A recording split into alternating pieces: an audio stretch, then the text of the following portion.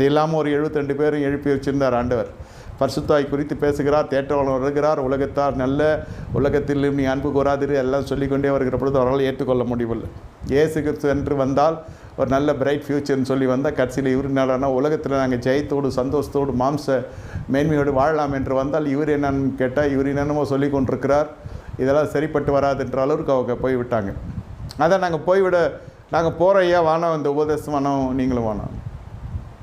அப்போ தான் ஆண்டவர் திரும்பி கேட்கிறார், நீங்களும் போய்விட மனதாக இருக்கிறீர்களான்னு கேட்டவன தான் பேதுரு உணர்ச்சிப்பட்டு சொல்லுகிறார், நீ நித்திய ஜீவ வாசனங்கள் உம்மிடத்தில் இருக்கிறதே, நாங்கள் எங்கே அவங்க அன்றைக்கி முதலே போயிட்டாங்க. இது அரண்மனை வரைக்கும் வந்து அதுக்கப்புறம் அவருக்கு தெரியும் இல்லையா, 3 முறை மறுதளிச்சு அப்புறம் மனங்கசந்து அழுது கர்த்தருடைய பாவ மன்னிப்பின் நிச்சயத்தை பெற்று பிரதான அப்போஸ்தலனாய் கர்த்தரால் அபிஷேகித்து திருசபை கொடுத்து இந்த கல்லின்